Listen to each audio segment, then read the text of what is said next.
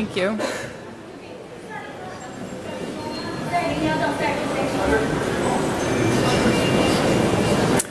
Welcome, everyone. My name is Valerie Karplus from the MIT Sloan School of Management, and I have the pleasure of moderating what I think you'll all find to be a terrific session this morning on the challenges and the opportunities of extending access to electricity. So today, over 1 billion people in the world lack access to electricity, and millions more face insufficient or unreliable supply. Now, we are very fortunate today to have 4 different panelists who represent the range of experiences in delivering electricity access. From China, so we'll hear from Dr. He Gang. To India, we'll hear from Abhishek Jain. To Mozambique, Fatima Artur. And finally, we'll hear from Professor Vijay Modi, who represents, we'll talk a little bit about the cross-national comparisons that we're going to hear about and provide some broader global and engineering systems context. Now, I've asked the panelists to spend 12 minutes approximately, and no more than 15, given that we're starting late, describing their context and laying out and analyzing the opportunities and challenges, as well as the lessons and next steps based on their remarks and experiences. I think this is a really rare opportunity to hear a conversation across experts, and we've set this up as a conversation among the group here on stage. Each will come up in turn, and I'll introduce them, and then we'll turn to the audience for questions at the end. We're going to run over by about 15 minutes. I hope it's to allow for our originally scheduled time of 1 hour and 15. So if you find yourself still wanting more at the end of this session, at 4 p.m. today in the suite spot just downstairs on the 3rd floor, we will have a chance to come and interact with the panelists, as well as discuss more broadly topics related to the Access Challenge. And so I invite all of you, one and all, to come and join that conversation. But finally, it's my pleasure to start off by introducing Dr. He Gang, who is an assistant professor in the Department of Technology and Society at Stony Brook University. Dr. He's work focuses on energy modeling, energy economics, energy and climate policy, and energy and environment topics. He received a PhD in Energy and Resources from the University of California at Berkeley. Thank you very much. Let's welcome Professor Gang.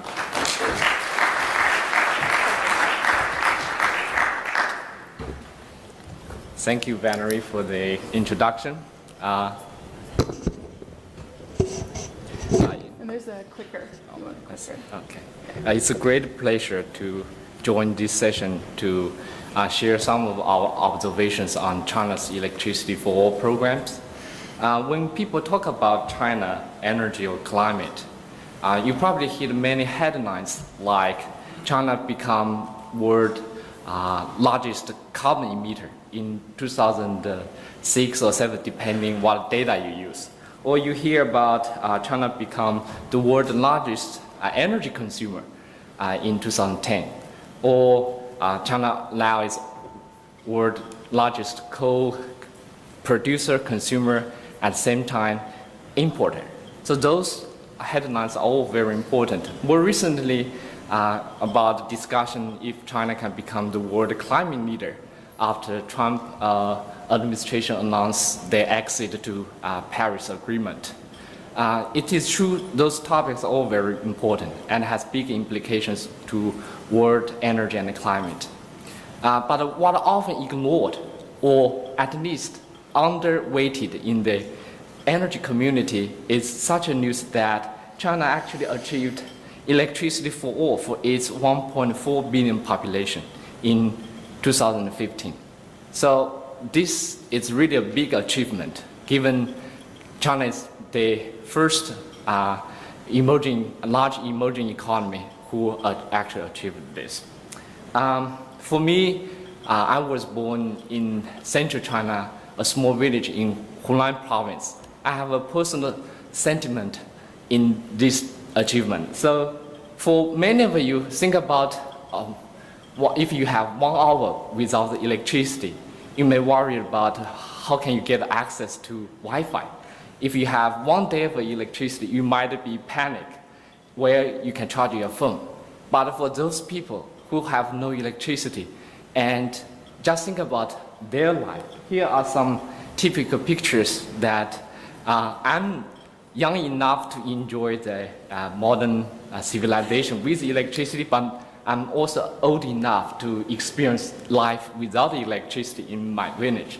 So people use, for example, the kerosene lamp for lighting and wood for cooking. Those are, and this is already an improved and wood-saving stove.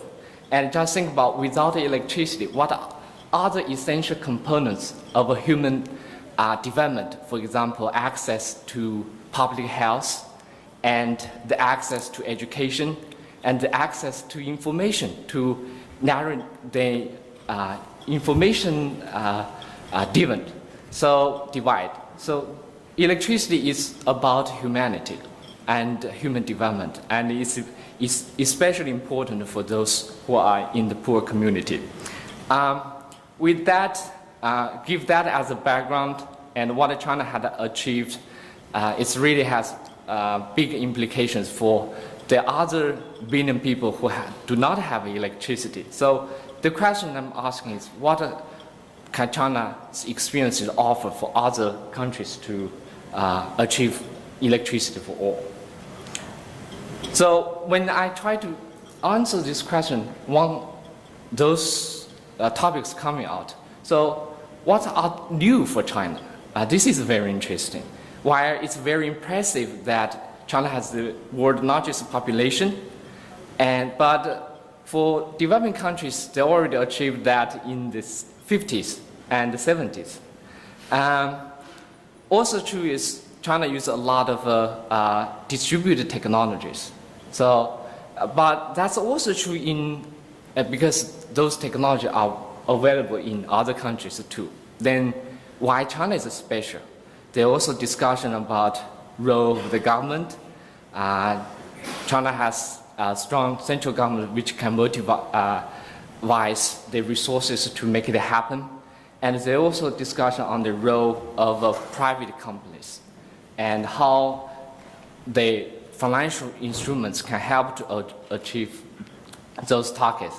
And lastly, the holistic strategy about how to embed electrification in other development goals, overall development goals. So I want to touch those topics in 3 key questions. So what have China did, what China did, and how China did it, and what are the implications?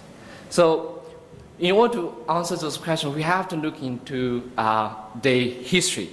It's really rough history to achieve this, and there are 2 main messages or 2 main stages for this.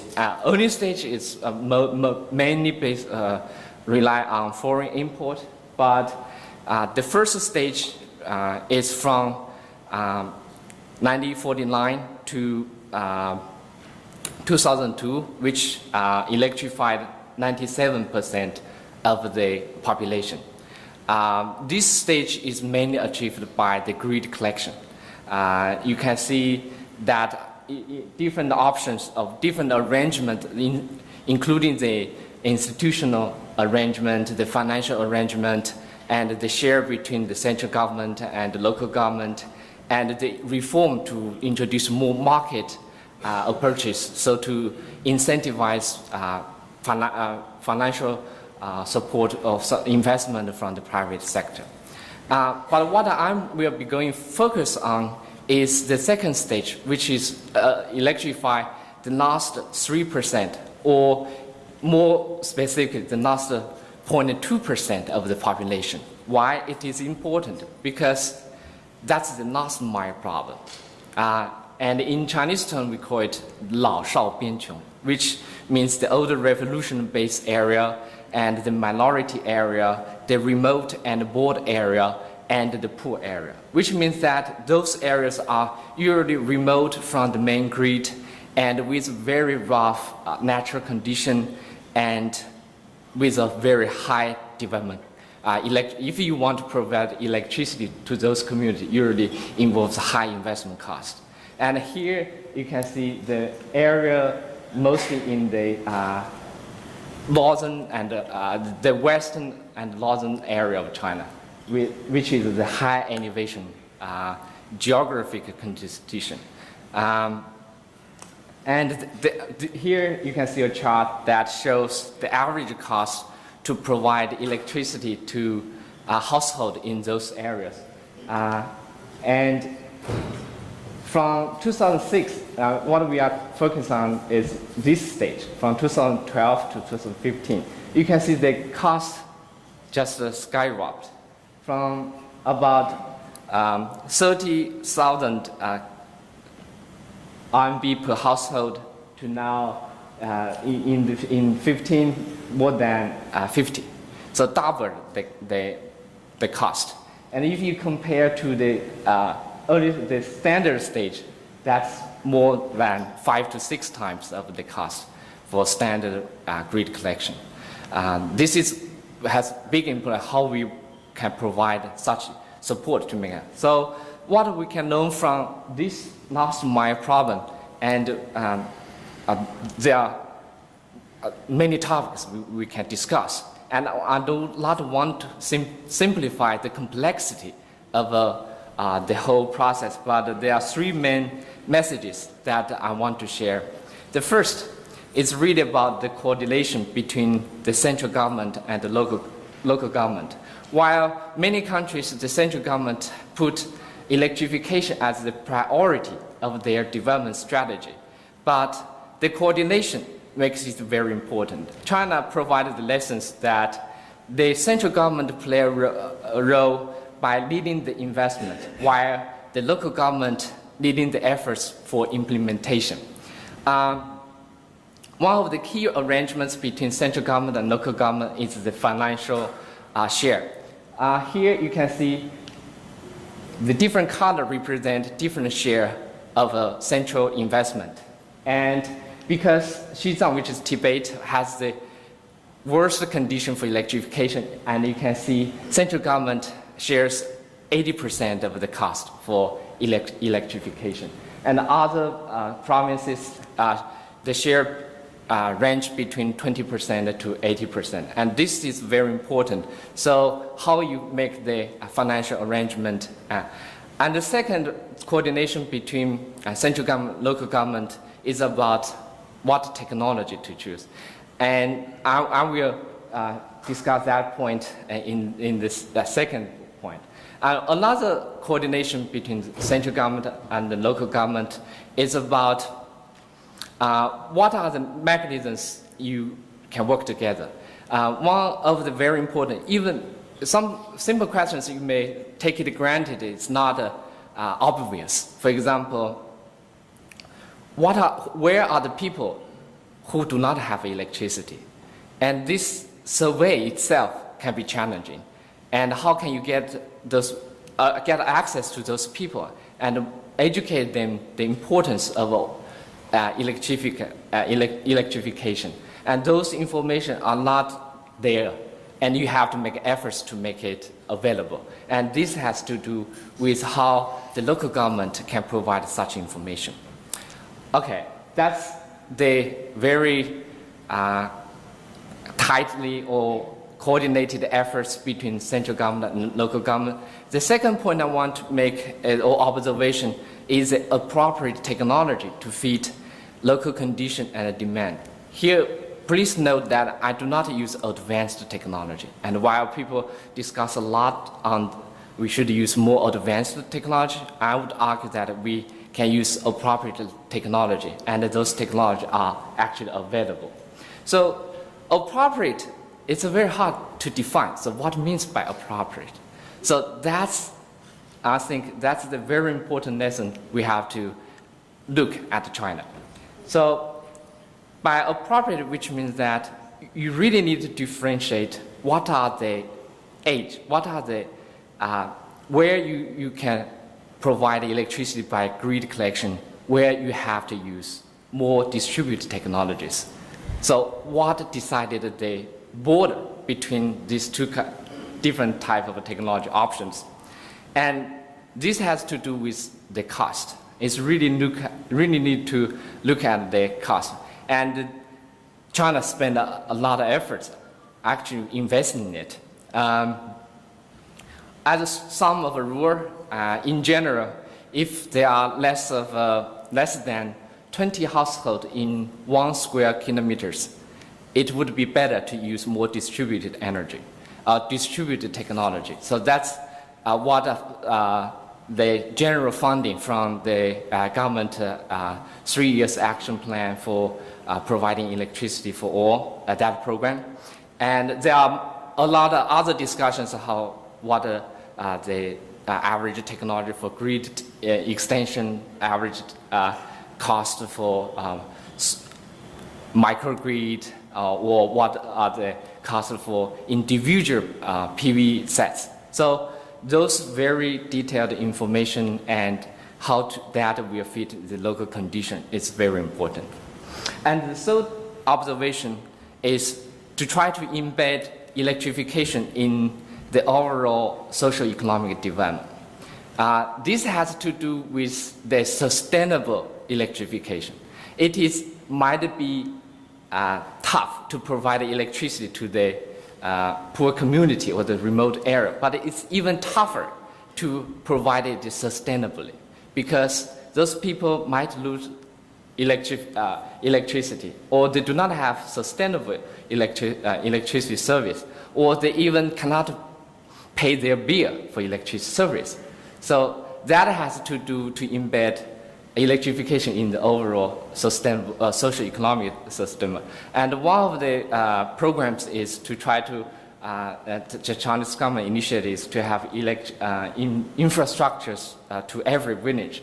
Those infrastructure including roads, electricity, other services, for example, gas or fundamental service for their daily life. So that's one instructor to every village. And other efforts to make this sustainable is the appliances to household, to try to provide subsidies to appliances that deliver to those poor communities. And with this can create a feedback that people consume more electricity to help improve their welfare and increase their income, so they can increase their electricity consumption, and that will help to the utility company or company to provide such service to make some revenue from this. So those is by no means a full list of lessons from China, but it offers a window to observe what China have did for its electrification and what are the implications for the developing world to achieve full electrification. Of course, there are new opportunities for collaborations on this. While in China, the next stage of electrification is about upgrade and renovate its rural electrification network system, so to provide more reliable service to its already electrified population. At the same time, electrification and energy access is also part of China's One Road, One Belt initiative, which have a global outreach in those major conferences. And this paper is co-authored with Professor David Victor to, if you want to know more about some of the specifics, you can go to my website to download this paper. And also I want to thank Valerie and my colleagues and friends who provide valuable comments. And in addition to energy and development, my research group also do some other work on the energy modeling and the clean energy transition. And I look forward to discussing more of those topics with you. And with that, thank you.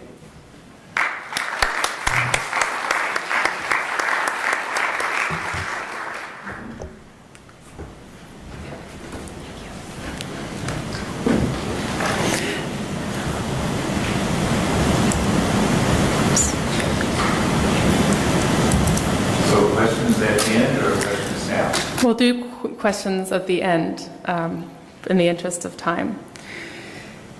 So now we turn from the success story and lessons learned in China to the very dynamic situation in India. And it's my pleasure to introduce Abhishek Jain, who is a senior program lead at the Council on Energy, Environment, and Water. He leads the Council's research and efforts in the area of energy access. He focuses on energy access for consumption, consumptive, community, and productive applications. He also focuses on fossil fuel subsidies reform, the future of electricity systems, and the role of information and communication technologies. He holds an MPhil in Sustainable Development from the University of Cambridge and an engineering degree from the Indian Institute of Technology, Roorkee. Please join me in welcoming Abhishek to the stage.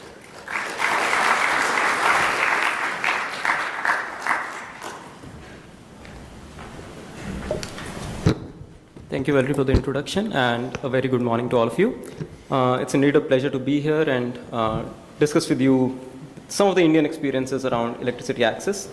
So I represent an organization called the Council on Energy, Environment and Water. It's an independent, not-for-profit policy research think tank. So very quickly moving into the discussion. This is probably a number which some of you who are tracking electricity access, and particularly in developing world, is familiar with. There are 237 million Indians who do not have access to electricity. While this number is very common, the things which usually don't talked about when we talk about electricity access is that every other primary school in India does not have access to electricity.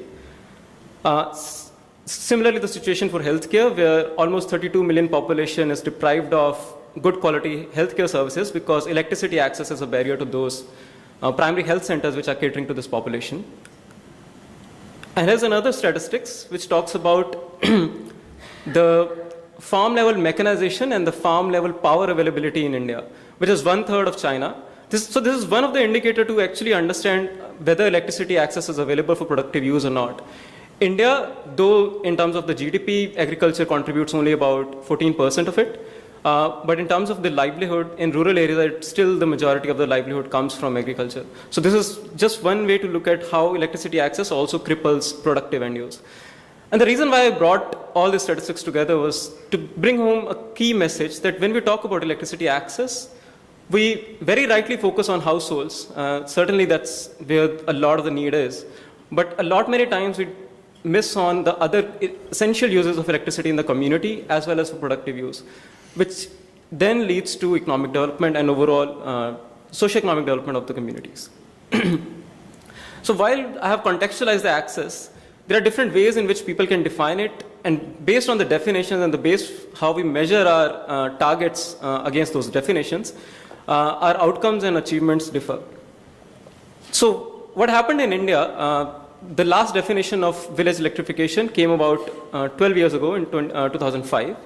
And the definition was that as long as 10% of the households in a village are electrified, the village is deemed as electrified.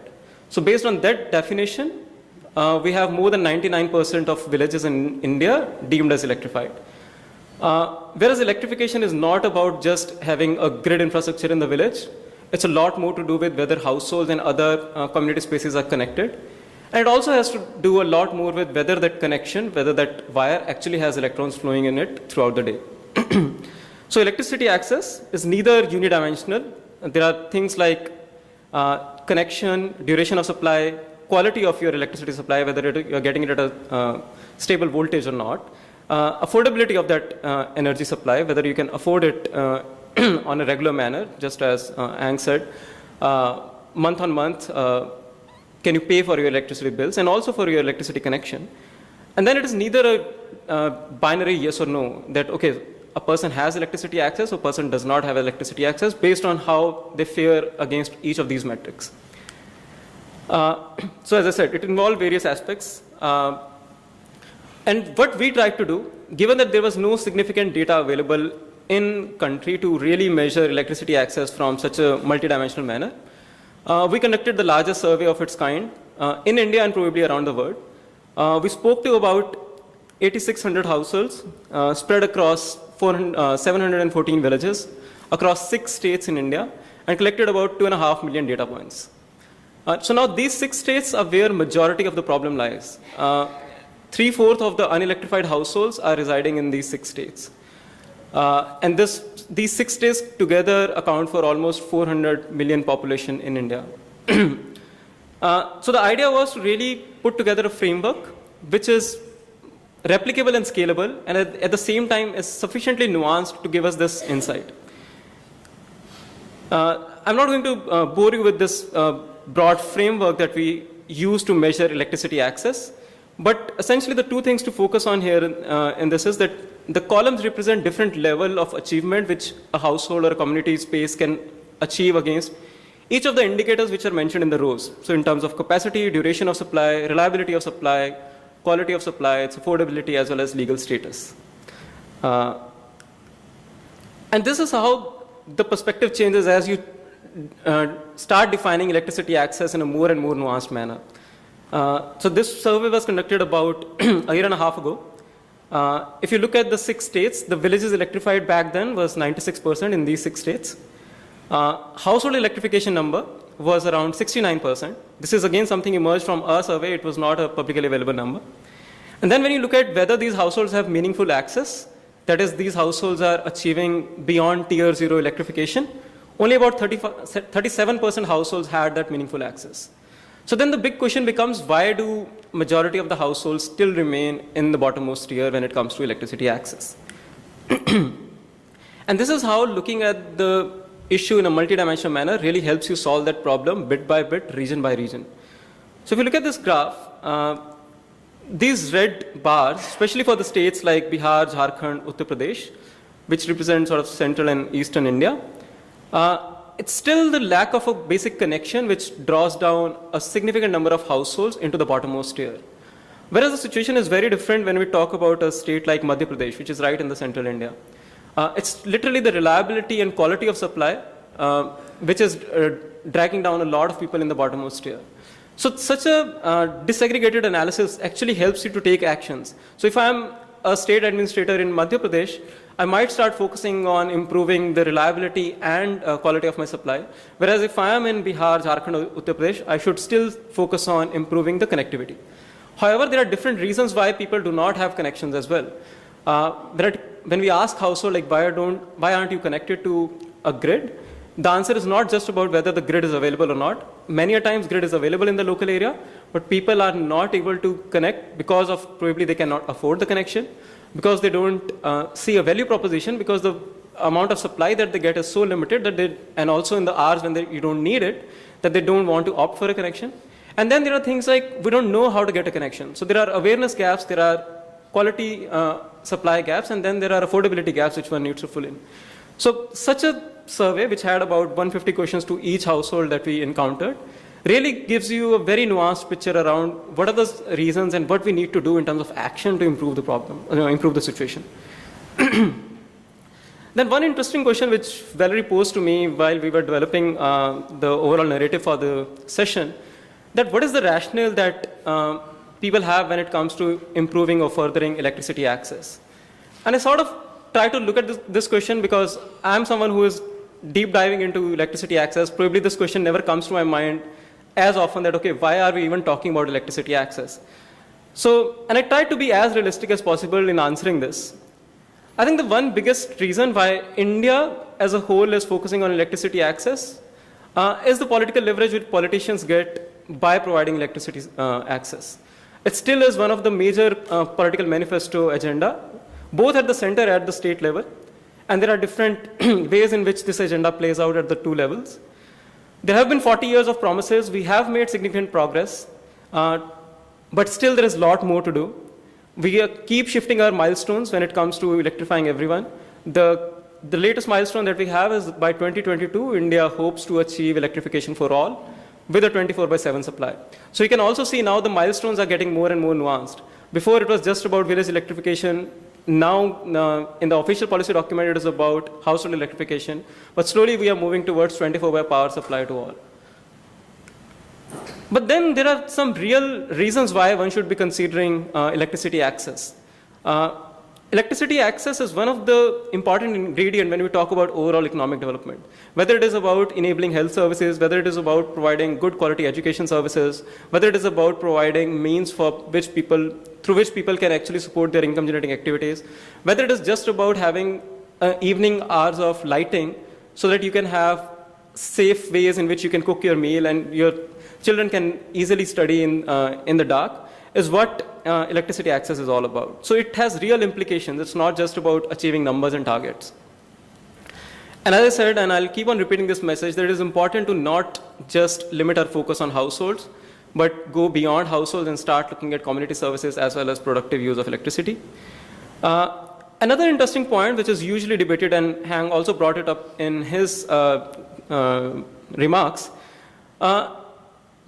it's also about what are the ways in which we are doing electrification. The predominant way which most of the developing countries followed has been extension of the conventional centralized grid to the rural areas where the majority of the problem lies to electrify the households.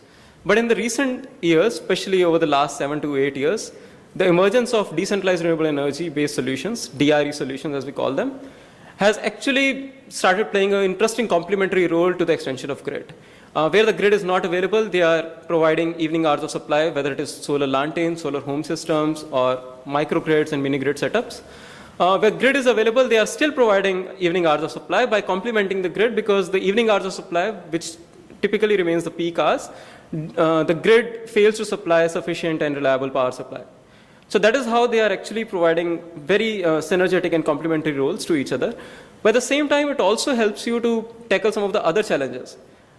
In the sense that the conventional utilities, the distribution companies, many times struggle when it comes to providing reliable operations and maintenance services in rural areas. And that's where these decentralized renewable energy enterprises can actually help and bridge that gap, because they have the ground force on the ground. The conventional companies actually struggle to even read meters on a monthly basis because of the shortage of manpower, or these areas are fairly rural and remote and accessibility is a challenge.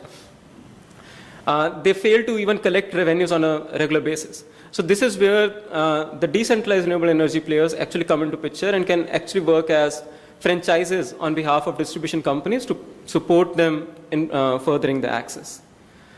And finally, some of the experiences from the Indian context on simply what works when it comes to furthering electricity access. And I've split this into 4 broad categories, and within each category, I'm going to talk about the category itself, and then I'm going to talk about what works within that category to make that particular bit happen. So first is technology innovation. Undoubtedly, this is one area which has significantly helped electricity access over the years. Be it the LED revolution, which didn't happen because of electricity access, but it has led to significant reduction in cost of delivering decentralized renewable energy to the households. You have reduced your solar panel size, you have reduced your battery size, because now this very small scale, very limited power consuming LEDs can provide very good quality illumination. And now the battery side again, all the innovation which is happening on battery because of, let's say, EV revolution, electric vehicle revolution, is actually also helping the entire off-grid market or the entire decentralized renewable energy market, because it is reducing the cost further for this sector. So the 2 main aspects, rather 3 main aspects which one needs to focus when it comes to technology innovation. It's the cost bit. We need to keep on improving the technology so that we can reduce the cost. Economies of scale do help, but disruptive technologies help much more. Reliability of the technology, given that these are remote locations and rural areas with limited accessibility where you want to deploy such solutions, the more reliable a solution is, the better it is for the community as well as for those who are going to maintain it. And finally, consumer-centric design. This is a lot to do with engineering innovation than scientific innovation, how you are designing your products, whether they are actually meeting the consumer needs, whether you are developing them in your own cocoon or you're really co-developing them by going on the ground. And our experience has been the more you engage with consumers in understanding their needs, their behavioral aspects, the better are the products and higher is the acceptance on the ground.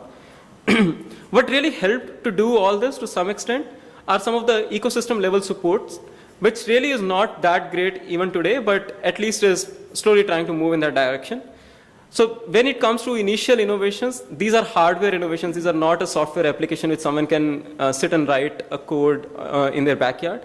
These innovations really need a lot of capital. So risk-free capital is what is required when it comes to innovation in this space. So philanthropic capital really helps you to move and take those initial steps before you have a ready product which can go and enter the consumer market. And the second thing which helps here in terms of bringing innovation is demand aggregation. Given that this market is fairly fragmented, it's difficult to tap into. The more you have demand aggregators in the picture, the better it is for innovators to actually start focusing on solving those problems. The second area which I'm going to talk about is financial innovation. So a lot has happened on the technical innovation side which has helped us move the needle further. But at the same time, a lot has happened on the financial innovation side and also business model innovation side, which has really helped to bring these technologies on the ground once they were innovated in the labs. One interesting example I would like to talk about, and the same experiences has been there in Africa as well, is a company called Simpa Networks, which operates out of India. So what they do, it's nothing radical, but a pay-as-you-go model for your electricity system, which over the time, you essentially are paying EMIs, and after 2 or 3 years, depending upon your EMIs, you own the system. So they're deploying standalone solar home systems and slowly moving into microgrid setups. What they did was they actually married financial innovation along with technical innovation. Technology was anyway bringing down the cost, but still the capital cost was fairly high for the households and community spaces to adopt such systems. They bring down the capital cost as well. The initial adoption barrier was reduced for many of them. And over time, people are paying on a monthly basis sort of an EMI for the system, while they provide the entire operations and maintenance services. And after 2.5 years or 3 years, depending upon your EMI, the system is entirely owned by the household, and then they don't have to pay any recurring cost. Similarly, innovations are happening on solar pumps front. So solar pumps is another one of the application of decentralized renewable energy, which is being used for productive income generating activities, especially for irrigation for agriculture. So what happens there, given that solar pumps are way more capital intensive than any of the alternative technologies, be it diesel pumps, be it electricity pumps, much more financial innovation is required in order to really improve the adoption of the technology on the ground. So now companies are trying different things, such as water as a service model instead of end consumer owning the asset and taking a loan for 8 to 10 years, which is a fairly long-term loan to pay back. People are trying to work on different business models where they are using water as a service or irrigation as a service or community ownership or institutional ownership for such products. And here, to experiment around financial innovation and business models, you really need a lot of experimentation. There are many failures, and after a whole bunch of failures, you come up with 1 or 2 models which really succeed on the ground, and that too very context specific. And this is where venture capital helps. This is where having patient capital, because the return is going to be long-term, helps. 1 minute. And this is where understanding your consumer and aligning your products to their need helps. The next important element which helps this overall sector is the policy support. It's important that the policy does not limit any technology or does not limit any innovation. That's the minimum that we expect from the policy support. What works to achieve that policy support is evidence-based research. If you have unbiased evidence-based research, policymakers are willing to listen to you, are willing to engage with you and slowly nudge the policies in the right direction. And it's also important how you frame the narrative when we are talking to or engaging with different stakeholders. An argument which may work at the central national government level may not work well with the state government. So you need to tweak your arguments, you need to tweak your narratives depending upon whom I'm talking to. And finally, when it comes to really implementing things on the ground, especially from a public sector utility perspective, the administration perspective, it's important that you have a top-down political will to achieve the targets, to achieve the outcomes. But at the same time, it's important how do you break down that broad target into individual level ownership-based targets, where you're exploiting individual motivation and linking it with whether it is their pride, whether it is with their compensation, and then trying to achieve those targets. So those are the broad lessons, and that's where I will stop. Looking forward to the comments and our discussion later. Thank you.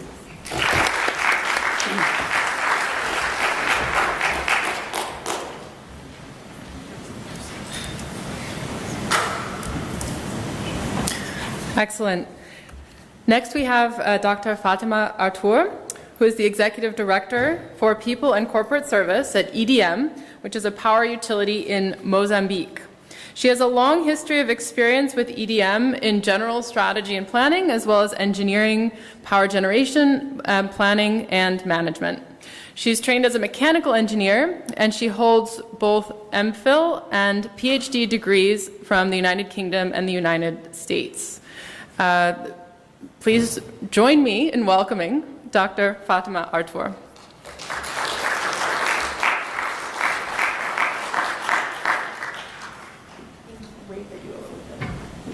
Yes, I brought my phone just in case I need. Sorry, it's cold in here. Huh? I am from Africa and this is cold. Okay, good morning. I am from the business side, I'm from the power utility, and I would like to bring to you a little bit of our experience in Mozambique. That is the electrified household aid. For us, the electrification, it's about development of people. It's not negotiable. And my company has been, maybe because of historical reasons, we are the national utility company. We operate in the country by ourselves. And we have always done electrification and extension of access. Recently, the government has indicated that they would like to reach universal access by 2030. And we, as the arm of the government for this, we took this challenge. And so today I'm going to present to you some of the issues that we are thinking about, because this is a huge, huge challenge, and we need to figure out how to do it. So the question is really, can we do it? Can we meet the goal? And what are the elements behind it? We have some success stories. You can see in this map, when we started in 1977, we were a combination of scattered diesel generators throughout the country, and only 15 districts were electrified. We had to build the national transmission system, and you can see that we reached all the districts' connections by 2015.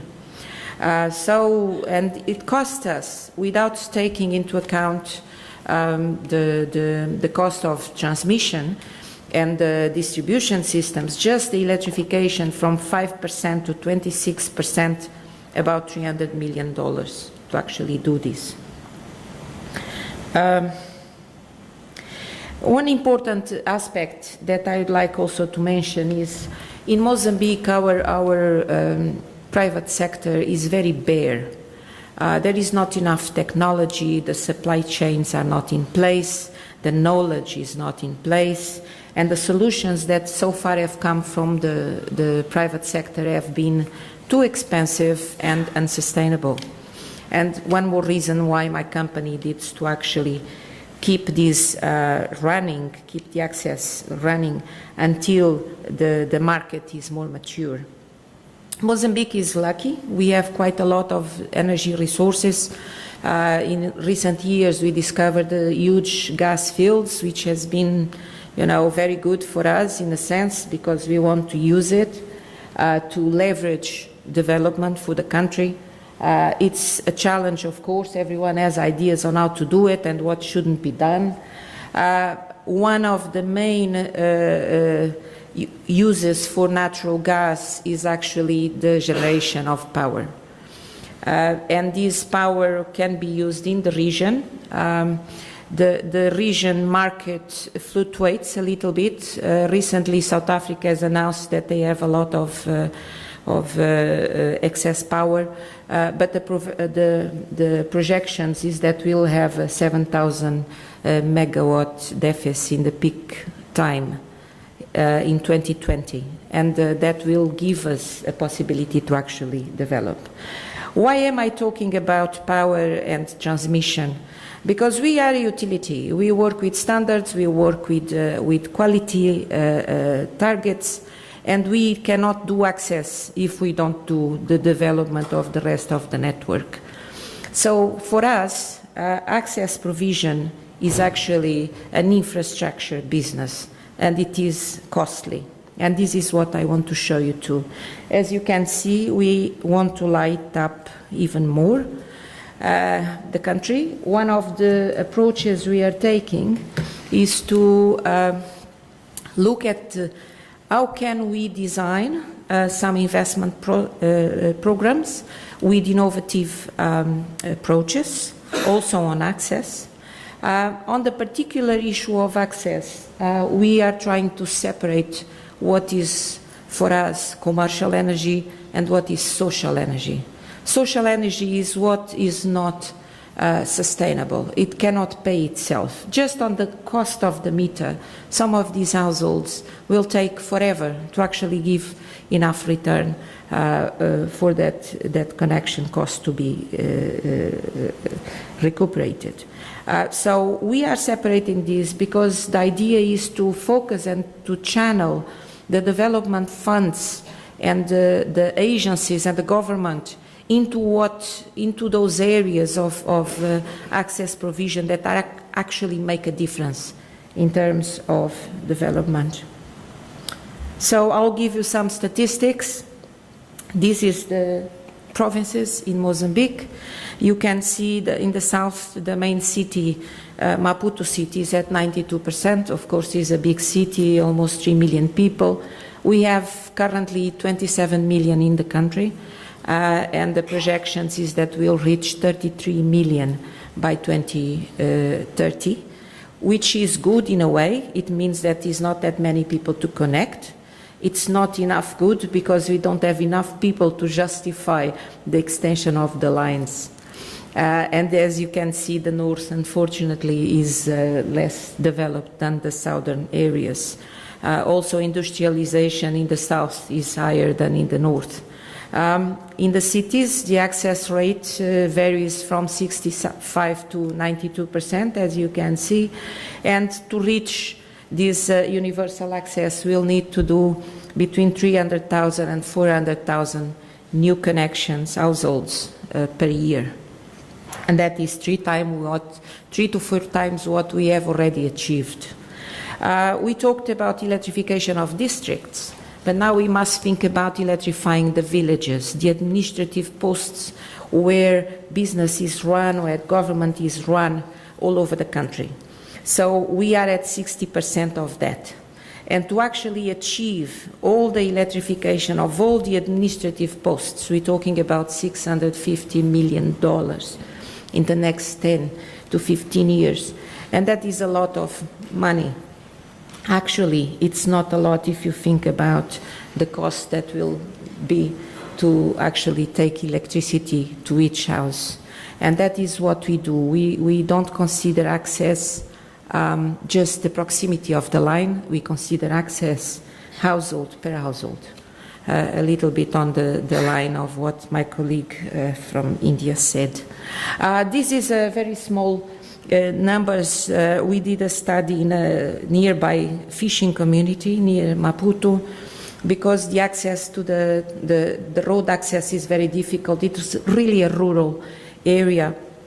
Lots of women, and interesting, we did a pre-electrification survey and then a post-electrification survey, and we found that households headed by women usually took longer to actually connect. And one of the reasons they said is that they actually didn't know how to go about and setting up an installation in their houses just for electricity. So simple things as that. Cooking is still a problem. We have a lot of gas, but it's not yet available, and we don't have enough gas distribution in the country, so people continue to use charcoal and firewood. As you can see in this result of this study, it's confirmed the time to connect. It can vary between a year to 3. In Mozambique, there are other studies that confirm this too. One of the reasons is, of course, the cost of connection. It's at $76 currently, but for poor households, they pay about a third of that, but it's still expensive for them. We have more than 50% of our population lives below the poverty line. And microcredit is very expensive and difficult to access. As we electrify the country from 2005 to 2015, as we extended the network and reached 1.5 million people, we realized, and you can see in the numbers, that the consumption per household per year actually reduced. And this is a reflection of the type of consumers that we are adding to the network. So as we extend access, we're actually making our system less profitable. And this is a problem for utility, and it's something we must consider. So there are quite a few challenges. I just put here the poverty levels because this is a study that the World Bank did, and it's actually quite interesting. If you are a woman and single, you are going to be better off than if you are a woman and divorced. So please don't marry.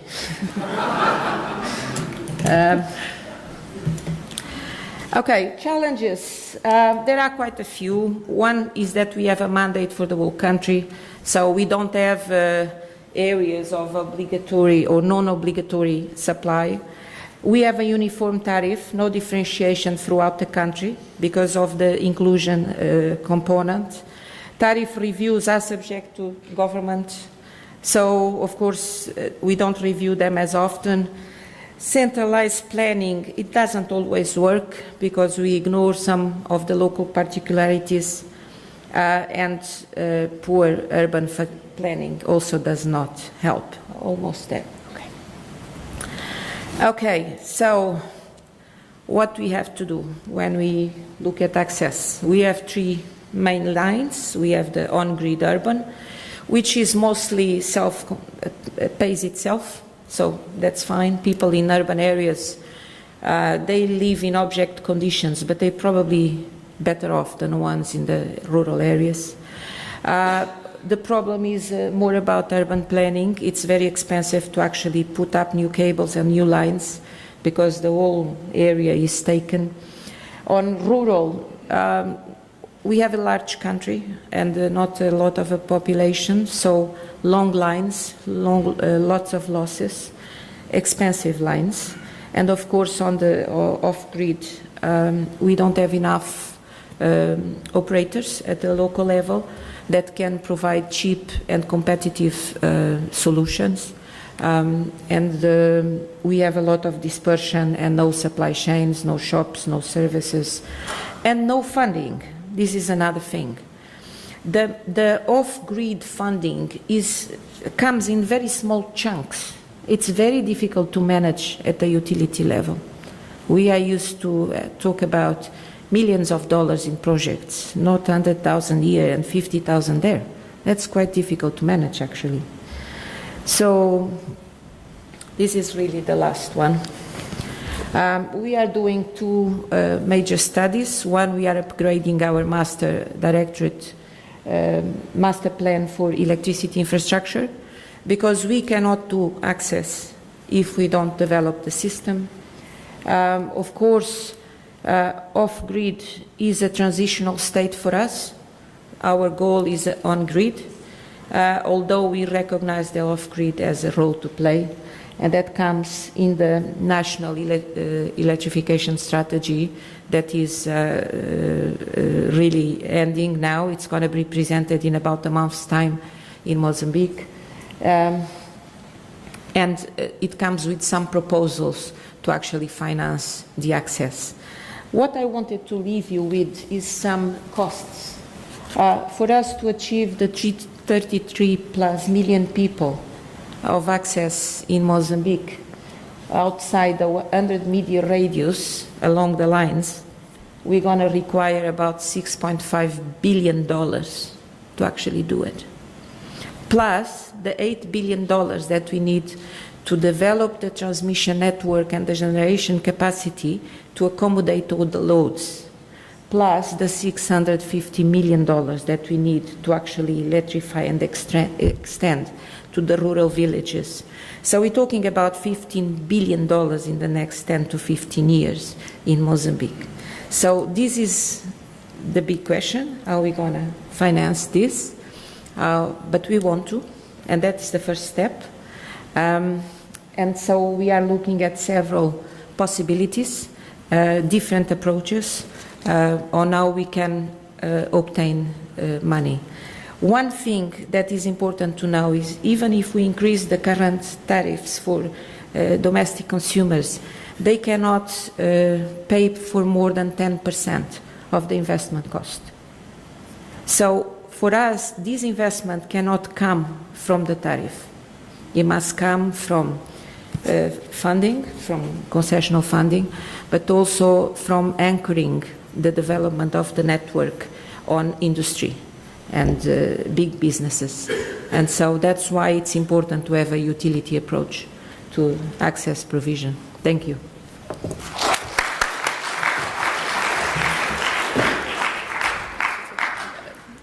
This is mine. Oh, I think that was. Thank you. Thank you.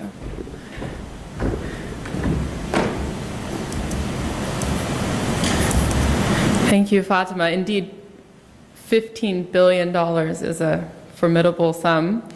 From Mozambique, we head into the sort of cross-country comparison section, if you will, thinking about what we can learn from access in many different parts of the world, and also focusing in on these 3 case studies.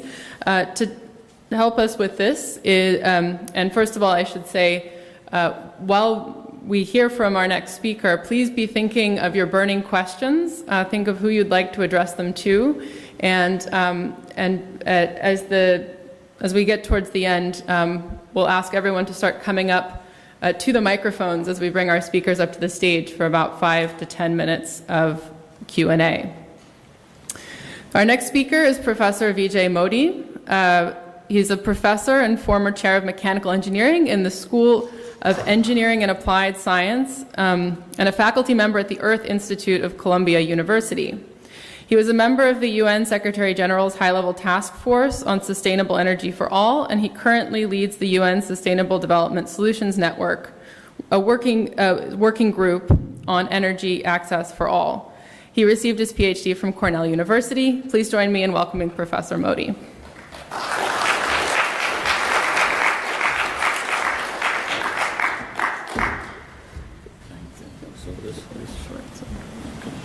This is for one. That's going forward.